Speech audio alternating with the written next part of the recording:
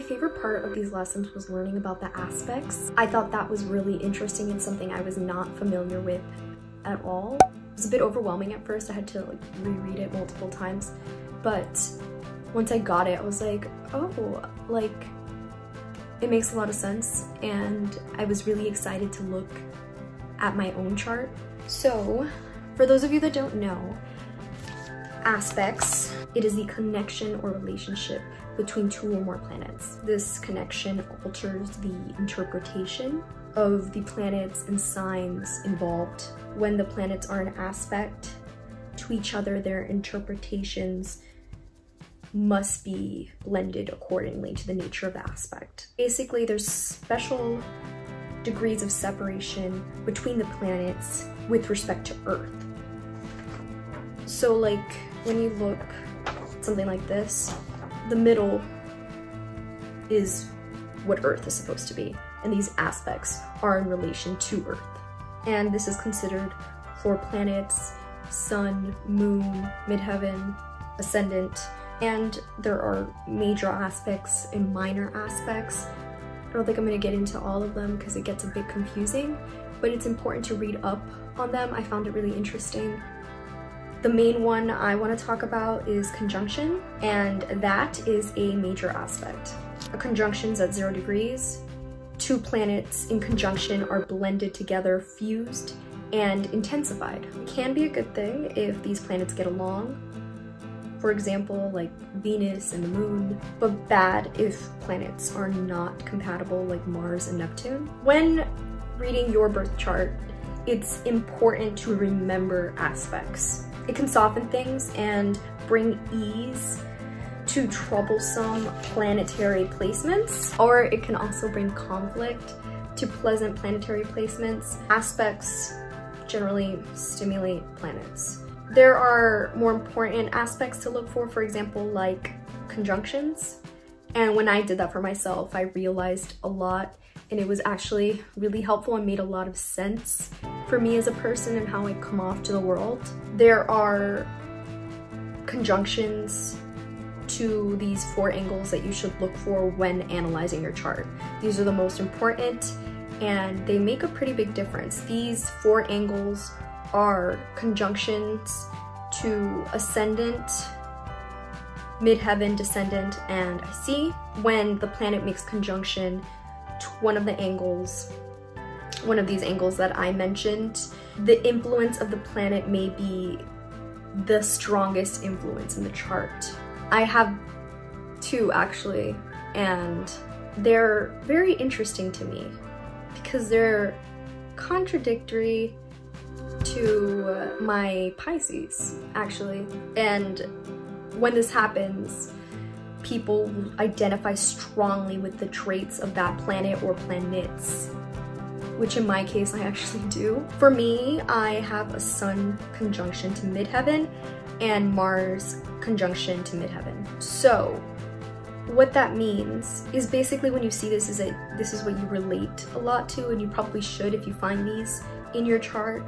Sun people, remember, this rules over Leo, are warm, generous, vivacious, leaders, confident, creative, can be egotistical, strong-willed, arrogant, and bossy, and I definitely have all those qualities. Which is interesting because I don't have any Leo in my chart. I do not have many fixed placements, and I have very little fire in my chart.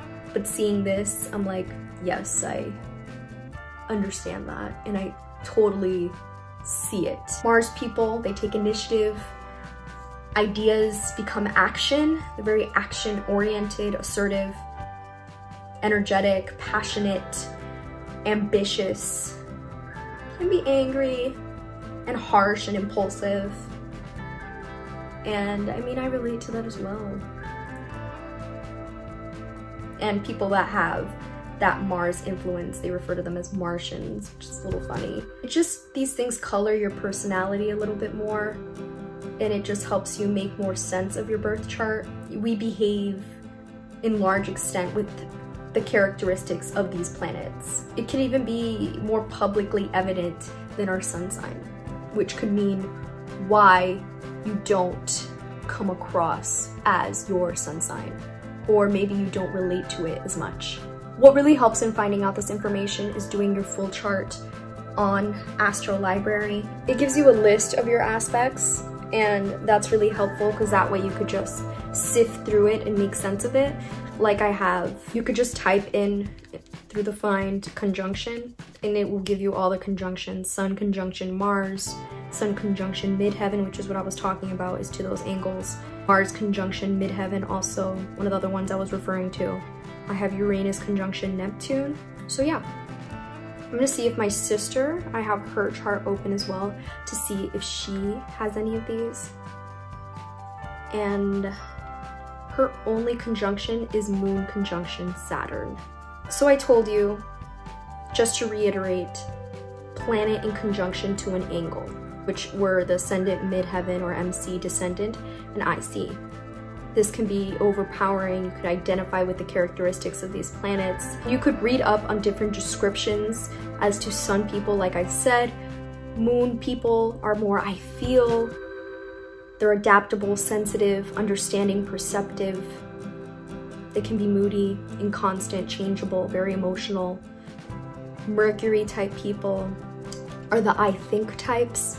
Thinkers, communicators, masters of versatility and expression, quick-witted, intelligent, clever, persuasive. On bad days, restless, high-strung, anxious, critical, argumentative. Venus type people, the I love type of people, affectionate, graceful, charming, tactful, diplomatic, attractive, sex appeal. On bad days, very self-indulgent, lazy, jealous, envious, lustful, unfaithful. Mars types of people, I already touched upon that. The I act type of people. Jupiter, this is the I grow types. They're benevolent, kind, charitable, wise, moral, spiritual, have an urge for self-improvement, can be conceited, self-righteous, excessive, and overindulgent. Saturn type people are the I achieve type of people, organized, disciplined, responsible, orderly, and can be selfish, cold, depressed, pessimistic. Uranus type people are the I evolve. They're unique, original, different, shocking, creative, can be seen as the geniuses or mad scientists. They're very versatile and independent. They can also be very demanding of freedom and just march to the beat of their own drum. So not really, I guess, adapting in a sense. Neptune type of people are the I dream type of people.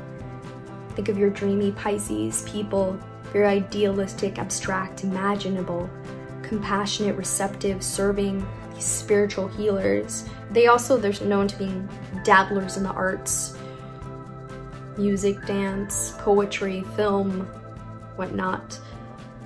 They can also be very vague, elusive, cloudy, unreal, confused, delusional, and be very lost in their own daydreaminess. Pluto type of people are the I empower type of people. They're seen as transformational, transcendent, regenerative, deep, mysterious, psychologists and healers on good days, but also can be reckless, obsessive, compulsive, and be repressed emotionally. So after you see if you have a planet in conjunction to one of these angles that I mentioned, then you could see if you have a planet in conjunction to the sun. And if you have this, a planet in conjunction to the sun will color you with the qualities of that other planet. So let's say you're a Capricorn sun and you have Mars in conjunction with the sun. The sun illuminates these qualities of Mars, and you would identify more like a Martian or maybe like an Aries instead of a Capricorn. You'd be more rash and impulsive and passionate rather than reserved and cold and ambitious. Even though I think Mars and Aries has their own ambition, but it's just very displayed differently. I do have Sun conjunction Mars actually. So yeah, I have the one I just explained. Yeah, and I mean, I relate a lot to that Mars energy, which, you know, obviously has its pros and cons, like everything. I'm a very passionate person and I go for everything, and be loud and proud about it. So I think I can behave like an Aries, very fiery. I guess that's why also people have thought that I have fire energy in me, which is surprising since when I did my balance of elements, I was the lowest in fire. I was lacking in fire. So that just means you have to look at everything. You have to see the big picture of everything. You can't just see it in isolation, anything in isolation. And that's just in life in general. You have to see the big picture and not just see these small little bits of it. I also have to look at conjunctions made by outer planets to inner planets. So outer planets would be Uranus, Neptune, and Pluto, to inner planets, Sun, Moon, Mercury, Venus, and Mars. These conjunctions drastically alter interpretations for inner planets by adding its own qualities. Conjunction from Uranus, which is rebellious and innovative. Conjunction from Neptune, confusion, sadness, and or maybe inspiration and magic and that daydreaminess. And a conjunction from Pluto could be power, a little bit creepy, eerie in a sense, and silent. So I think that's important to look at. I don't have any of that. I don't have that outer planet to inner planet conjunction, but maybe you do, and this could help explain that for you. My sister has a moon conjunction to Saturn, and I really wanted to know what that meant. So if you have this, maybe this will be helpful for you too. So the natal conjunction between the moon and Saturn means you can be seen as cold and detached because of how disciplined you are with your emotions. The planet Saturn reminds us that we cannot run away from obligations in our life, and there are moments that we need to conform to others' expectations. This one is interesting because for my sister, since she is a Capricorn rising, that's the reason why Saturn is so prominent and important in her chart. And I think this is very much how she is as well, as seen a little bit as cold and detached, which doesn't mean it's necessarily true, but that's how it comes off and that's how it's seen. I have a Uranus conjunction Neptune. People with this have a strong degree of identification with the collective mind and group consciousness. So I think it's that group mindset, that brotherhood. I think it brings forth also that social responsibility, wanting to do things for your community, your social community. It brings forth like a betterment for all mentality, which, yeah, that's nice. That's some easy ways of looking at conjunctions and making sense of them. I hope this helps. Again, Astro Library has really helped with that and has given me a lot of information, so check it out. And yeah, more videos to come, guys.